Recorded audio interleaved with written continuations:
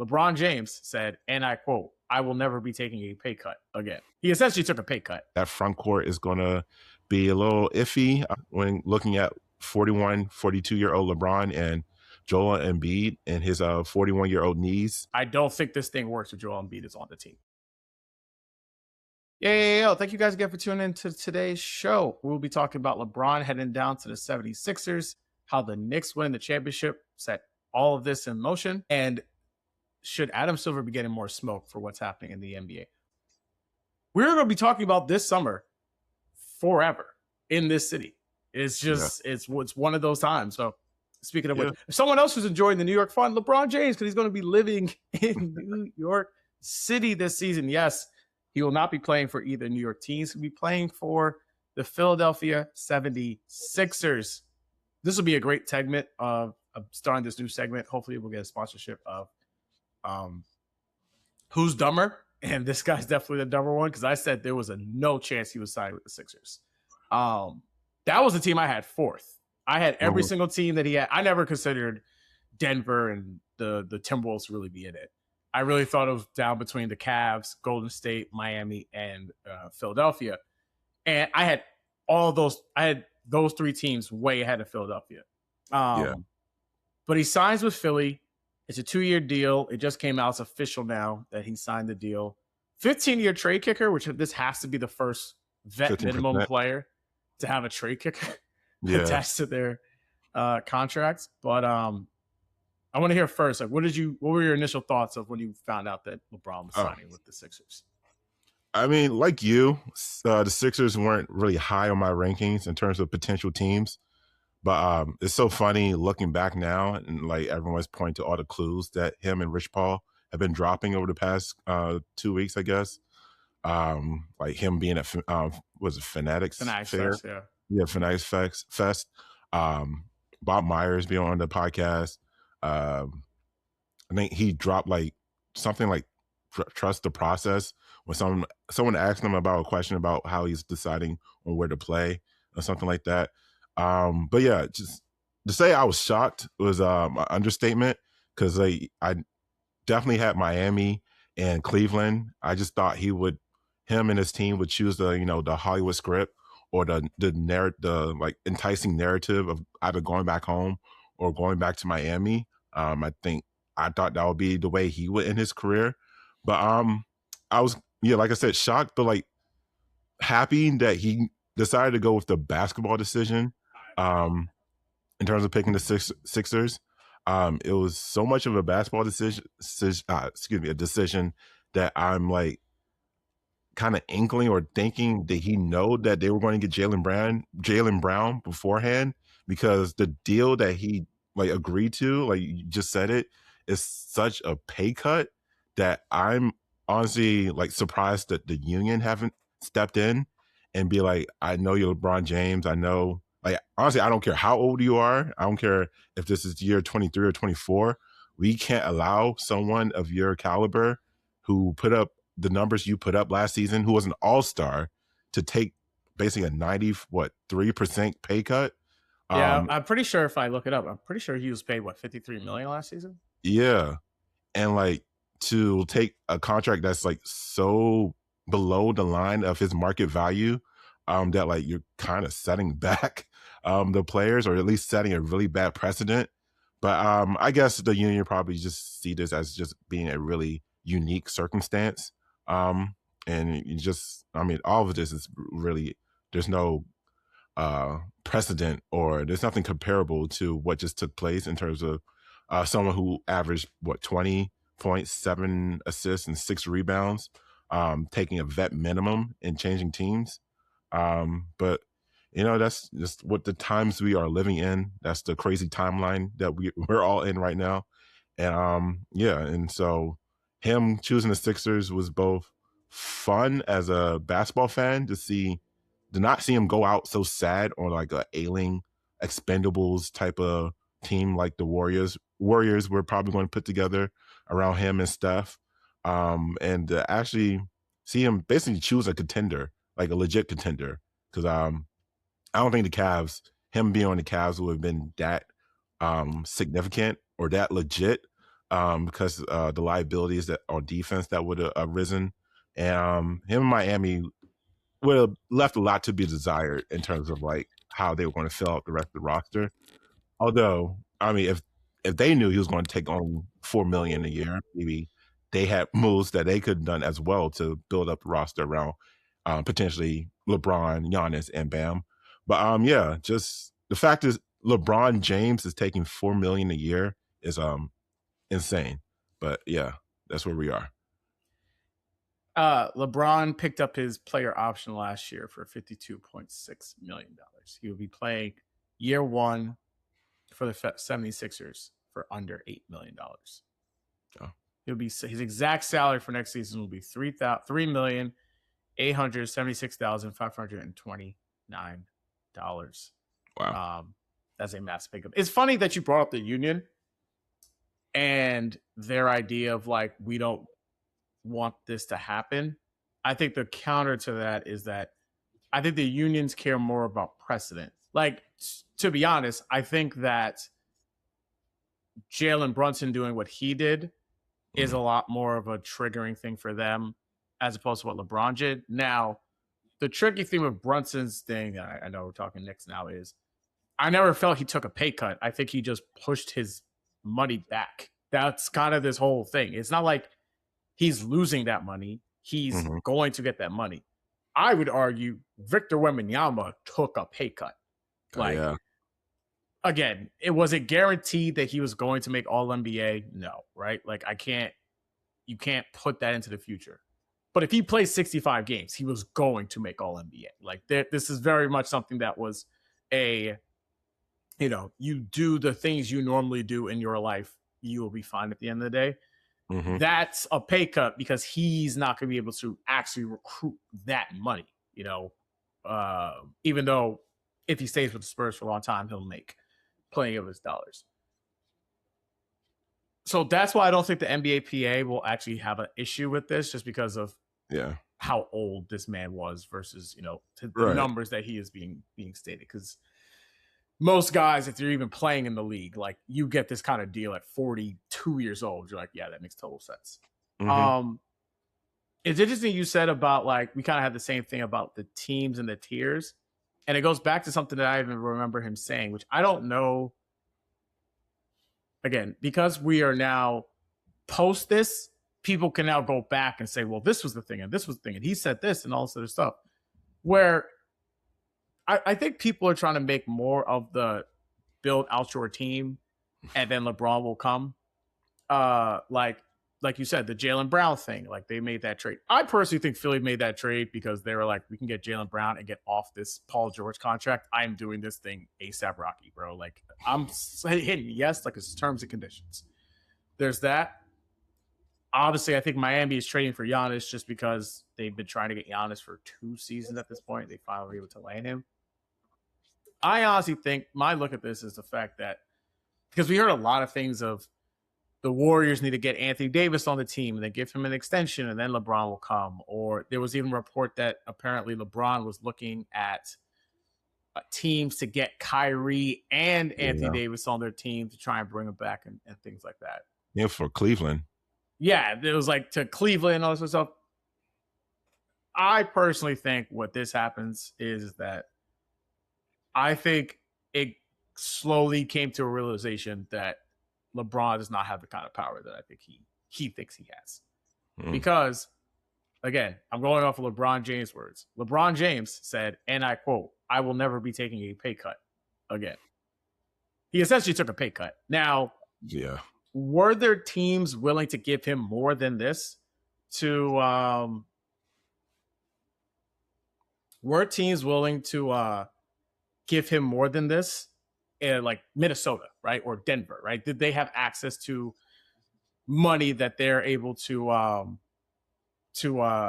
give to him for whatever it is? We don't know that part, right? But to me, I don't think that he had the same type of cachet that he had before, because if you remember, if you're playing something, if you remember, before, when he went to the Lakers, he eventually got Anthony Davis. You know what I'm saying? When he went to Cleveland the second time, he was able to get Kevin Love, right? Like, he was able to make these maneuvers when he got to the team that he needed to do, versus this time is just him putting himself in a situation, and it's like, you know, he's kind of there just to ride it out. And so I personally think that he didn't have as much control over this situation as I think in previous years. But I also think that I give him credit for him being able to go to the team where it's odd, because I don't think there's going to be any like massive backlash against him if they don't win, right? Like if it falls apart, like it's like the one comparison people try to make is the 2011-2012 Lakers, when it was Kobe and Nash and Dwight Howard, that team, Pau Gasol, that 12, team, 13, but 12-13, you got it right. It crashed in like a significant way, right? Mm-hmm. And that to me is somewhat of a comparison to this, of like, a lot of people have to sacrifice who's going to be the guy kind of standing in the corner. And so I do think there is a level of downfall with this team, but I do think that with LeBron and with Jaylen Brown and the other guys that they have on the team, I do think they have a chance to win the championship. Yeah. Do I think they will win the championship? Would I pick them to get there? Let's wait to see if we get to October. But I do think that this is a team that actually could win the whole thing. I agree with that. I've heard that comparison too. I don't think it fits, obviously, because of like the age discrepancies between that starting lineup with Steve Nash and Kobe and Ron Artest. I mean, Dwight was in his prime, but like he was pretty much the only one. And then Kobe, just being Kobe, was able to, you know, obviously perform above his age. But like, yeah, when you have this year's Sixers, obviously Maxey as well is definitely in his prime. Brown, although his year 11, he's still in his prime. Yeah, 29, 30 years old, I think. Yeah, exactly. VJ obviously is a young up and coming player, and then Embiid. I mean, Embiid will be comparable to what Steve Nash was, if you were to make that connection. But yeah, I don't know. It's LeBron is such an anomaly in like how he's been able to perform way above his age expectations, that like he just throws any comparison out of whack, because like I said before, like he was literally an all-star last year who put up 27 and 6. Like being able to acquire that, if he was just like 30 and you were acquiring someone 30 years old who put up those type of numbers, that would be a huge get, and obviously it would cost you a lot more. But the fact, like I said, that he's coming over for the vet minimum, there's no comparison to that. And I just, but to the point of how legit the Sixers are, they are definitely legit. They're probably one of the most versatile lineups we're going to have going into next season. I think obviously defense is going to have a lot of questions to be answered in terms of like rotations. Obviously they have a young backcourt, but like that front court is going to be a little iffy when looking at 42-year-old LeBron and Joel Embiid and his 41-year-old knees. So I do think they are definitely top contenders to come out of the East, but there's definitely going to be a lot to be answered in terms of like how well they can play together, especially on the defensive end, if I were to say if they're going to be like legit contenders or not. Yeah, and I think that's the biggest concern, right? I would say I have two concerns, because I said it on the clip that I had before. The number one thing is health. Embiid's played damn near no games over the last couple of seasons, and it's not just the fact that he's missed a lot of games in the regular season; he's missed a lot of postseason games too at this point. Yeah. I think the Sixers just played 12 postseason games. He missed 3 of them because they played 7 with. He played. They played 11 postseason games. They played 7 with Boston and 4 with New York. So he missed 3 of those games. Right, and mind you, he was happy how it ended, because he was like, at least I ended the season without being injured. So that just Exactly. tells you where he is and how he feels about his body. Yeah. And that's number one. Number two is I'm concerned about the defense, but to a degree, I would say. Yeah. It's not that I don't think anybody on their team is a stopper per se. Like it's like, okay, we have this guy, you go stop that guy. I think VJ will have to be that version of that guy, but he's also not that big, Right. which will be an issue. But it's not like Jaylen Brown's a bad defender and whatnot. But I also think a lot of this is going to be trying, frankly. Yeah. Like I think a lot of this is going to be trying. My biggest concern is going to be really is Joel Embiid. Yeah. Because they don't need Joel Embiid to be the MVP version of him. No. They need him to be a role player. They need him to grab a bunch of rebounds, which I say this a lot. I feel like people are surprised by. He's not a very good rebounder for a center, especially. Yeah. Like he averages well under 8 rebounds a game. That is like Jared Allen level of rebounding. Yeah. And if you saw, I mean, even in the postseason, we just talked about how this was the first postseason he looked healthy. He couldn't move in that Knicks series. Like a large part of the reason why the Sixers lost to the Knicks is because they just kept attacking him over and over and over again. And so does he want to, at this point in his career, just be a 15-8 player, a 16-8 player? Like, I don't know, because I think he's going to have to sacrifice a lot. I think the guys on the team who are like, this is either my team or we're co-team, it's our team, is Maxey and Jaylen Brown, who just got traded and had basically the basketball world split for, like, as far as his play. So, he wants to go out there and prove something. And LeBron still wants to get at least somewhat of his numbers to prove that I'm still that guy, because I think his scoring average is going to come down a lot. Yeah. So I don't think this is going to be a team that we should judge prior to the trade deadline. Agree. Because I think that they're going to need a lot more time to gel. And I also am very much thinking that I don't think this thing works with Joel Embiid is on the team. Just because I don't think his style of play is of a role player. It'd be one thing if he was like an excellent rebounder and, okay, he's just going to take less shots, right? But he's a poor defensive player now, and he's not a good rebounder, and he's not going to get a lot more shots. I don't really see the role that he's going to buy into for this team. Now, we had the same discussion about Karl-Anthony Towns literally like a year ago. That is true. And he was able to find it within himself to do it. The difference between those two things is A, Cat's a great rebounder, and 2, Cat's healthy. Yeah. So I'm really interested to see if that's something that Embiid can do, because I do think that he is candidate number 1 to get moved. And Simmons and Zach Lowe did this on their pod. I didn't realize Philly has a lot more assets than I think I knew of. And they could get a team to take his contract, but with sending out a lot of first round picks, but they can do it. True. Yeah, I did hear that too. I always think when, like, obviously when you're trying to move a player, you have to take into consideration what their market actually is and who would actually be interested in acquiring that player.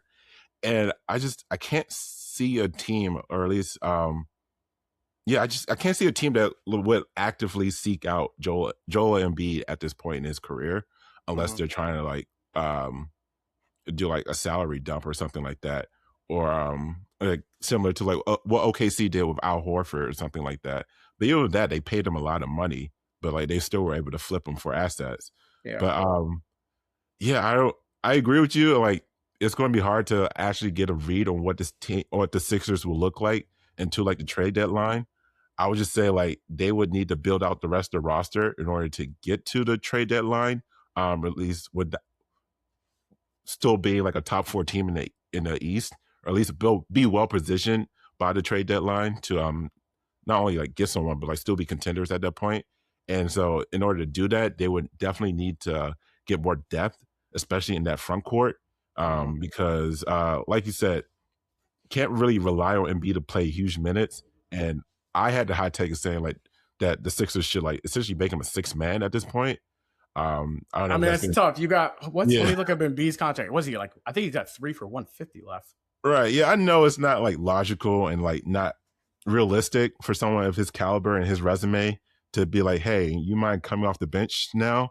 But if you're going to already limit his minutes so he can so you can sustain him and like keep him healthy for the majority of the season, what's the difference other than just being a starter and being a six man? Like Embiid's contract for the next 3 seasons. Next year, $57.9 million. Season after that, $62.6 million.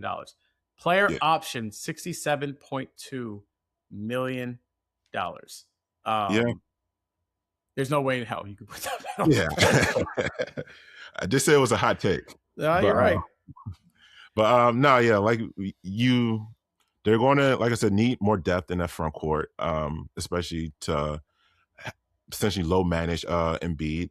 And then they did a good job kind of filling out the roster so far. They have Anthony Simons, Dean Wade. But yeah, like I said, they need more depth in that front court if they're going to really be contenders, or at least be in the upper echelons of the East for the majority of the season. Because yes, they'll probably be able to outscore a lot of teams, but like we said, defensively, like how much points are they going to be giving up, especially like points in the paints when talking about like LeBron's not going to be a shot blocker. He's not that at this point in his career. And then you can say the same thing for Embiid. And rebounding is going to be an issue, obviously, now with LeBron and Embiid, who aren't like, S-tier rebounders at this point. So, yeah, there's still a lot of work to do for the GM is what I'm trying to say. Yeah. Yeah, it's just a fascinating team. And again, like it's one of the reasons why I kind of give LeBron credit because it's something that I genuinely did not expect at all. I really thought he was going back to Cleveland. I thought Miami made a lot of sense because I did think that they needed more work done, but I thought that they could get stuff done. But I think if you listen to him, you believe him, like this, like you said, is very much a basketball decision because he has a full roster. They have a bench. I mean, Anthony Simons is a very good player. Dean Wade is a good player. Yeah. I don't know if it's official yet, but the reports are that Kentavious Caldwell-Pope is going to sign with the team. Now, how much does he have left? We will see. But yeah, that you're going to have guys on the buyout. Like, so long as you have 8 rotation players, 9 rotation players, probably 8 come playoff time, you'll be fine. Mm-hmm. The issue is Joel Embiid one of those guys? And for the record, Joel Embiid is, I already said his numbers for how much his contract is left. So yeah, we will see. Definitely surprised. And I'm just very intrigued because, I mean, the Eastern Conference, I mean, I kind of started saying this a little bit at the end of last year. This has to be the first year consensus-wise the Eastern Conference is better than the Western Conference. Yeah. Because you have the defending champs in the Knicks. You have the Detroit Pistons who won 60 games last year. You have the Cleveland Cavaliers who went to Eastern Conference Finals. You have the Sixers who now got LeBron James and Jaylen Brown. You have the Celtics who I'm pretty sure have been a top 2 seed. I think like every year except for like in the last like 10, 12 years, except for the year they had Isaiah Thomas where they're the 7th seed. Right. But like you got that. The Raptors, who I'm pretty sure is still getting Kawhi. The Pacers are now getting Tyrese Halliburton back. Mm-hmm. Orlando has a new coach who had a 3-1 lead on that Detroit team. Excuse me. Oh, yeah. And by the way, the Miami Heat, who just got Giannis Antetokounmpo. Like, making the top 6 in the East is going to be a problem. And I just think that the playoffs, once they come, are just going to be a bloodbath. And I think fans are getting more understanding of how the NBA playoffs are working, is that it does not matter your seed, especially in the Eastern Conference this year. Like, I would not be surprised whoever the 1 seed is losing to the 8 seed. We should have had that this year in Orlando, Detroit. It just didn't fall through. I want to talk a little bit, though, about the Knicks' involvement in all this, because one of the first things Rich Paul said on his podcast with Max Kellerman, basically confirming that if the Knicks did not win the championship, LeBron was going to the Knicks, or at least that would have been the team he wanted to go to the most. And I feel like that's confirmed with where he's living. All reports are saying that LeBron is going to be living in New York somewhere, not New Jersey, New York somewhere. And will be taking a helicopter to Philadelphia's practice facility. Now, I'm pretty sure their practice facility is somewhere in Jersey, like South Jersey somewhere. I'm not exactly sure where that is, but it seems like him, and I guess his family is coming. It seems like him, Savannah, his daughter, and obviously, Bronny's in the NBA. Bryce is at University of Arizona, so they will obviously not be joining them. But still, he is going to be living in New York, I believe, for the first time ever. And it just had me thinking of how much shit moved because the Knicks won a championship this year. Like, how many things I think are just directly tied to the Knicks winning the championship. Again, number one, LeBron coming back to the Eastern Conference playing for the Sixers and not playing for the Knicks. The Celtics trading Jaylen Brown. Like, I just think if the Knicks don't win the championship and they go like, we're not as close as them, I think they're bringing their whole team back.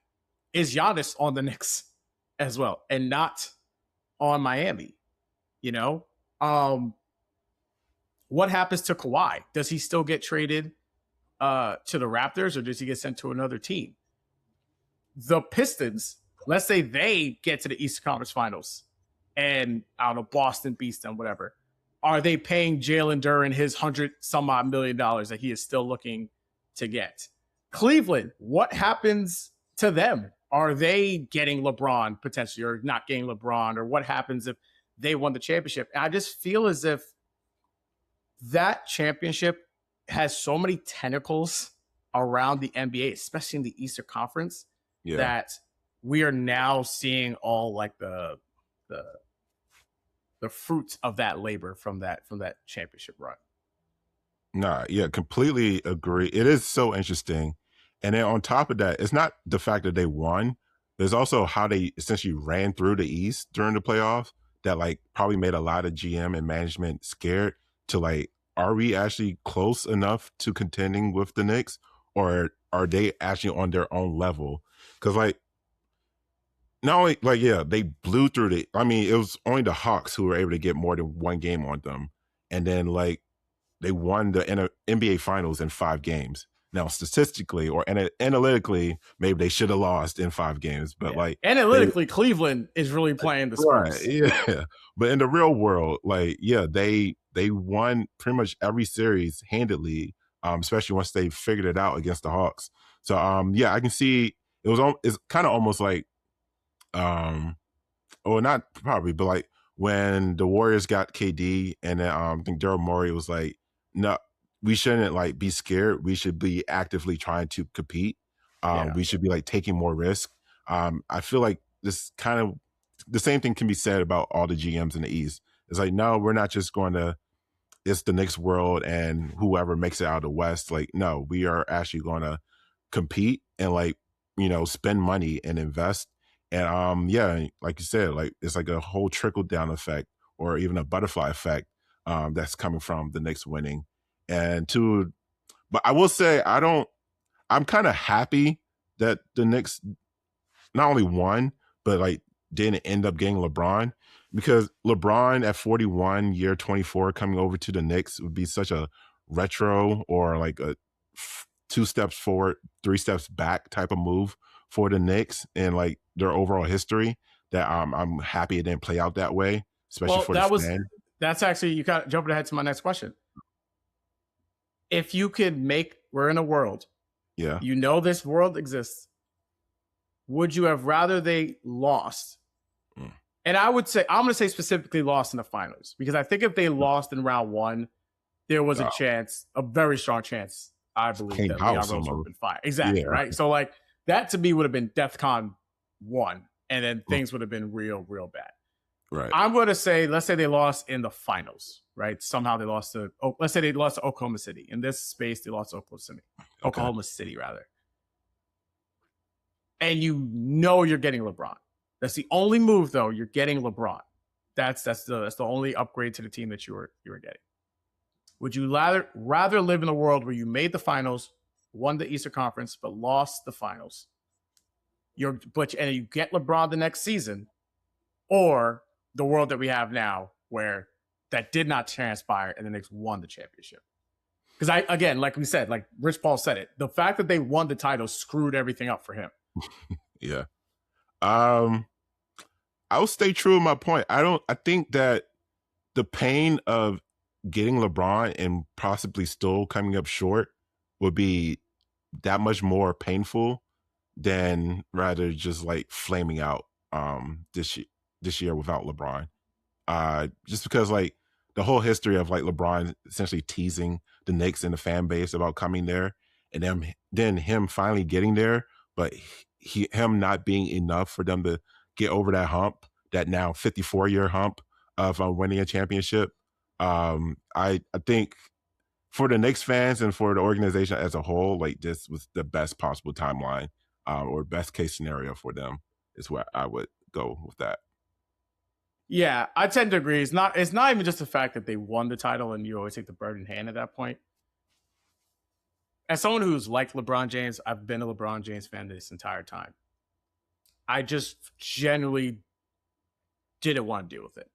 I didn't want to deal with, again, LeBron comes with a lot of stuff. I feel like people who are LeBron stans can't see that far ahead, but it's just like he brings a lot of stuff with him, right? Whether it's the news coverage, whether it's the first take conversations.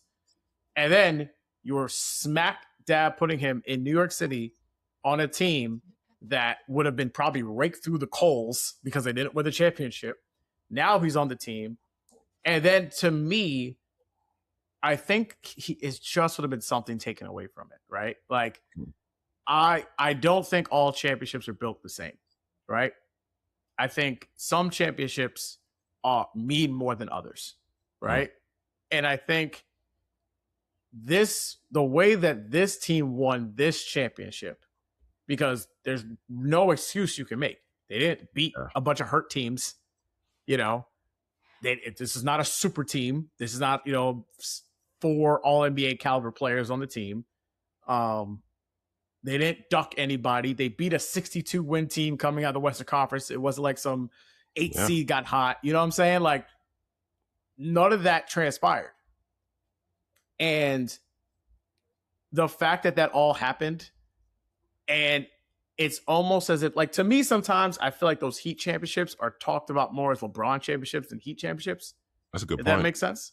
Yeah. And it's like, it's almost as like a fan, you're like almost always sharing. It's like you have joint custody of your championship. It's the Heat championship, but it's also really LeBron's championship.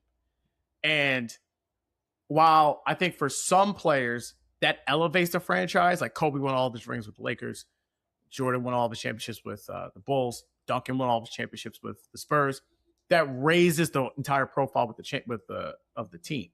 Versus LeBron, it's almost the inverse of that, where it's like, you needed me to get these things. You are essentially indebted to who I am because I was able to bless you with these championships, whether it's the Lakers, the Heat, or the Cavaliers.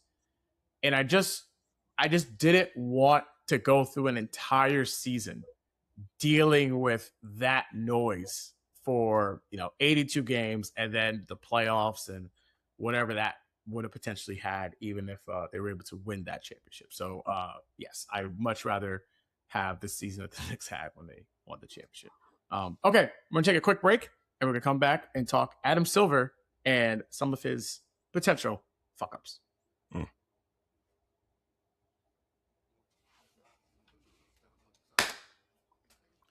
Okay, back. Last topic that we have for the NBA, at least, we'll be talking about Adam Silver, and this isn't really an Adam Silver conversation. It is more or less what exactly is going on with Adam Silver's league. And I think, I don't want to speak for you, I think the general consensus of Adam Silver is at least positive to neutral. Meaning, I don't think he's done anything to really piss off any either set of people or a fan base. Obviously, people in Seattle are probably still pretty mad about the whole thing, but he wasn't the commissioner when the team had left. I think he got a lot of praise at a time where people actually cared about racial justice in this country when he got rid of Donald Sterling, right? Mm-hmm. Even though there was some pushback against that. I remember Mark Cuban was really the only one who kind of wasn't I'm not going to go as far as saying he was defending Sterling. I think he was more just saying that this could lead process of it. Yes, the process of it. But by and large part, I think that decision has given him almost carte blanche over the last now 12 seasons since that has happened. And for me, he has two things. Really one thing that I think is going to be a potential devastating blow to him. The first thing is the Kawhi trade. I don't think this is materialistically that important. I think it's annoying for like Grady Dick and like Brandon Ingram, like where they live. Do you need another passport? Do you need to get a work visa here? Right? Like what's happening with Kawhi? It's a lot more jokes per se. And so I didn't necessarily want to talk unless you want to really dive into the Kawhi thing. I didn't really have too much to say about it other than I'm like, yo, Adam, kind of like hurry up with this deal. I'll let you finish the question. I would say, not to be contrarian, but I would more put the blame on the Clippers and the Raptors for even trying to do this deal, knowing that the investigation was still underway, than the league. Because at the end of the day, the league purpose or role in this is to either certify or reject the trade. But the fact that you guys came together and tried to do this trade, knowing that he was still under the investigation, is kind of malpractice on the teams rather than the league and Silver. But I'll let you finish out with the full question now. Well, I mean, we can stay here with that. And it's, yes, I also do think it's the responsibility of both the GMs or the presidents of both teams to understand what's happening. I guess maybe I'm giving them more of a benefit of the doubt I figure that they asked the league either A, what's the suspension like? And obviously the league probably can't tell them, but maybe they gave them like a little, like, it's not that crazy, or, like it's some version of we can handle this. So let's do this trade and then get our punishment essentially after the fact. Mm-hmm. But if that did not happen, I completely agree with what you're saying, that you understand this guy is in somewhat trouble and you still essentially took on the risk of trading for him. My pushback to that, though, is we're supposed to hear Kawhi's deal by the All-Star break. I feel like people like forgot that part happened. Like, I forget that too. Yeah, this is not something that like it was announced maybe 2 weeks before the season ended, and then the Raptors and the Clippers made this deal. Like, I remember like the scuttlebutt was like, "Oh, we're going to find out." I remember the whole joke was like, Adam Silver is going to present him with the award for All-Star Game MVP. Right. And then suspend him. Like that was going to be kind of the running joke of this whole thing. And it's been months because we learned about this thing, I believe, at the end of October, like right before the season started last year.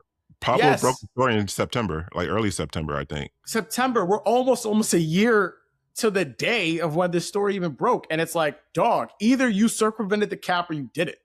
Right. And I think, and from everything that's being reported, it's like there's no like, Adam Silver could really fuck them or not. And I don't think anyone, and again, maybe this is also a results play of this, where the Clippers weren't that good. They didn't make the playoffs. And it clearly didn't have, I would say, the level of impact on a team that potentially would have gotten to the conference finals, or God forbid they won the championship.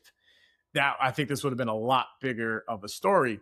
But he's got to do better. It's like you're holding up two franchises that want to get their business done for the season and are now have a major trade kind of just be held on hold. So, yeah, I think this isn't, the big thing for him, but I think it's something that's going to be, people should hold his feet more to the fire.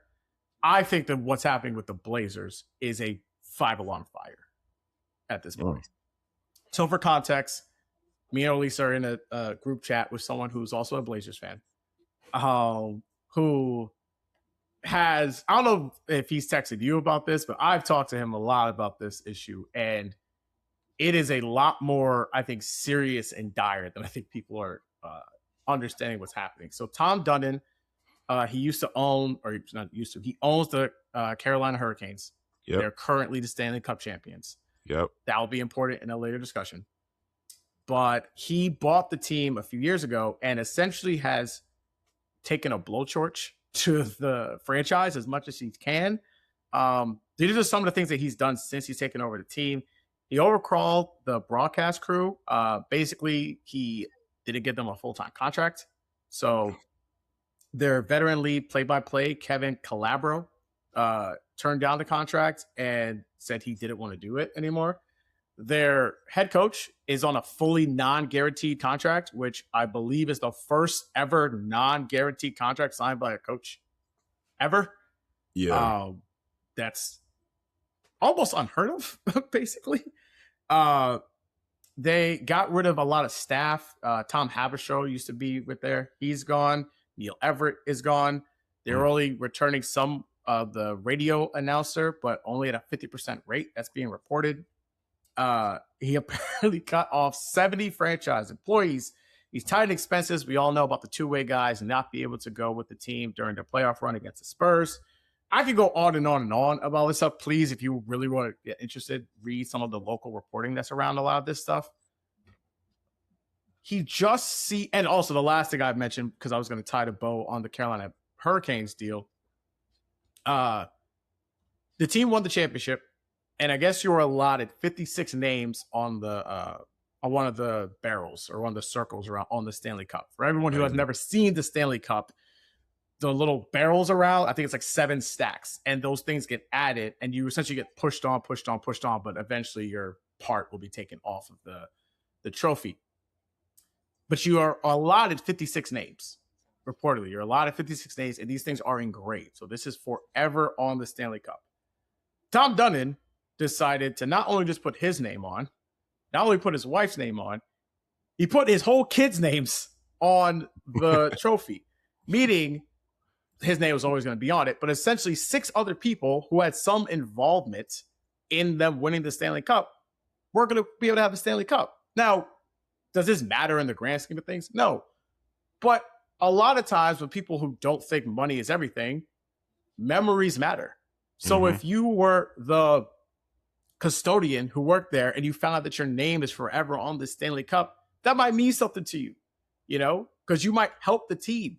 Tom Dundon is going to own this team until he doesn't want to own the team anymore. That custodian can get fired tomorrow. Yeah. And I am very, very concerned at this guy's ability to kind of feel like he's trying to bully the Blazers into doing whatever he wants, and the city of Portland is causing a lot of tension. Sorry, I talked for a while there. No, yeah. I mean, no, you explained that well, especially the context in terms of the relationship between, sorry, what's his last name again? Dundon, excuse me, Dundon and the city of Portland. It's funny because, like, bring this back to soccer. I'm a Manchester United fan, and like we as a fan base are going through a similar thing with a new cheap owner cutting costs and like essentially killing morale around the organization. And yeah, from all the reports and articles I've read from, like, obviously I'm not in Manchester, UK, but from what I've read and from the things I consumed, like, yes, this does tangibly kill the overall vibes and the energy within a fan base when you have this owner essentially cutting costs and like kicking people out who've been long-standing like figures within the community and the overall organization and the fabric of a team in this community. You're like I said, you're killing morale, you're killing the vibes, you are having a significant and a real negative effect on the team and even on its performance. And like Manchester United, we just got back to being somewhat respectable this past season after a huge cloud of darkness and just poor energy that came with like I said, this like harsh business tactics of like cutting costs wherever you see fit. And so, just to bring it back to the NBA, you can't, obviously no one condones what he's doing, and like no one can excuse what he's doing. But we'll say like he's not doing anything different from what you see in the history of sports and sports business when it comes to like these sports owners using the leverage that is their ownership of an entity that's so beloved by community, and using that as leverage to get what they want and get those tax breaks and get the city to pay for their arenas or stadium. So the fact that he's doing this in addition to all the cuts that you just mentioned is definitely increasing his villain status within the city of Portland. And bring this back to Silver in the league. Not, I don't know. I mean, yes, it is a dark spot on the resume of Silver, but I would say more so on the league as a whole. When you think about how these organizations are set up, like it's not on the commissioner to bring in the owner or to approve the owner. It's literally on the other 29 owners to like be like, hey, you can join our club. And so the blame is really on the rest of the owners, and I'll throw in Silver as well, to like, you do the background check, you vet these potential owners. They saw what he did with the Carolina Hurricanes, and they still allowed him to purchase the Portland Trailblazers. So yeah, to bring it back to your point, yeah, I would put the blame also on Silver and the rest of the owners within the, should I say, governors within the NBA, because they essentially brought this guy into the network, brought him into the association literally, and as a result, the city of Portland is paying for it. And the thing that's even more, I would even push it a step further with Silver, is that we haven't really had, in our lifetimes, we've only really had two teams move. Really one. Seattle moved to Oklahoma City, and the New Jersey Nets moved to Brooklyn, right? So those are the only two moves that we have seen. So the Grizzlies. The Grizzlies moved, from Vancouver down to Memphis. The issue that's happening here is twofold. One is that once Seattle moved, the NBA, or I would say a lot of the owners in smaller markets, always use Seattle as this like scare tactic. Where it's like, if the city doesn't give us our money, we'll just go to Seattle. And that's just, it's twofold. One is jerking around your fans, but it's also jerking around the fans of Seattle who want to have a team for the longest time. Yeah. And they should have never lost their team in the first place. Yeah.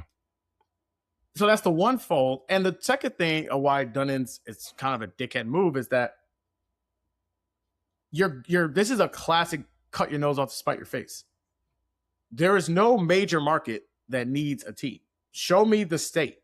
You think North Carolina's supporting two teams? Texas wants a fourth team. Brian Windhorst was saying that apparently NBA teams have the rights to close off, I guess, certain locations, or like they have like a certain I don't remember exactly how he put it, but it's a parameter. I think that's what he said, perimeter around. And so some they don't people want to cannibalize the markets. Exactly.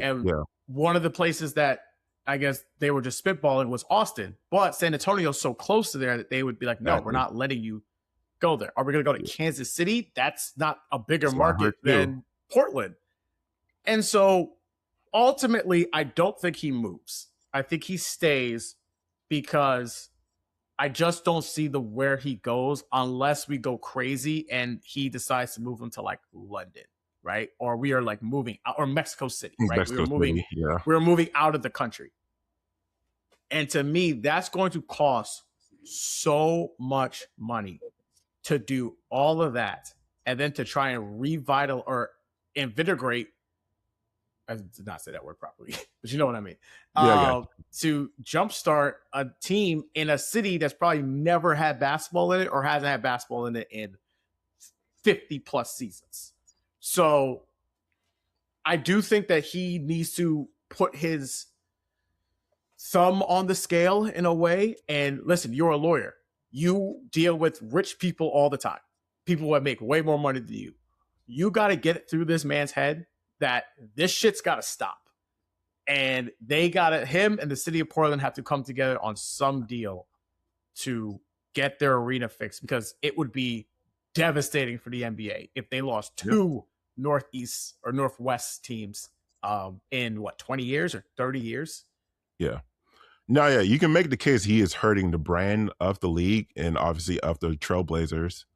So yeah, that could be something that the Silver can press him on. Like, this is for the benefit of the entire association, that he handles his negotiations in a proper manner rather than what he's doing right now. Because yeah, for the betterment of the association, this could be a pressing issue for not only Dundon, but like for the rest of the owners. Yeah, exactly. But that is all the time that we have on the show today. Olisa, please tell the people where they can find you and what you have working going forward. Yeah, you can find me on Substack under the Fan Economist, aka Olisa's Thoughts. My previous or most recent article is I gave my 2 cents on that viral tweet about ranking with Klay Thompson, Paul George, Damian Lillard, and Kyrie Irving. Yeah, I decided to take it a step further and kind of create like a framework in terms of how to better evaluate and then do the rankings. And from that framework, Damian Lillard came out on top. Technically, he was tied with Kyrie, but it's funny that you brought that up, and this will be the end of the pod. I found that to be fascinating. Yeah. Like, I truly sat there and I thought about, and like a lot of Twitter trends I find to be very stupid. That was the one where I was like, I'm generally intrigued in like how people think about this topic. Yeah, exactly. I think the point I made in the article was that like what made it so fascinating is that essentially each of the 4 players represented like a different archetype in terms of like how careers can play out or how legacies can play out. And I think, so it made it like a whole, like, you know, that thing where like you give a picture and then like people have different perceptions of what that picture test, first shot test. And so like that's essentially how this played out in terms of like people expressing their level or different style of NBA fandom and what they value is played out in terms of how they ranked these 4 players, which was fascinating, and why I wrote an article about it. Oh, that sounds great, man. Please make sure you guys check out his work and give your takes on who you think the 4 are. Snap decision. I can't even give a real snap decision. It's funny. Those are probably 4 of my favorite players of this era. Yeah. Klay, Kyrie, Dame, and Paul George all still play. Crazy enough. They were not all in the same draft class, but they were all still playing. 2010, 2011, 2012. Yes. But that is all the time that we have for you guys again. Thank you guys again. It would mean so much to me if you like, subscribe, review, tell a friend, tell a friend, tell a friend, tell a friend, tell a friend. If you're unable to do these things, I have to assume that you do not like pineapples on pizza. Thank you guys again for listening. We are out. Peace.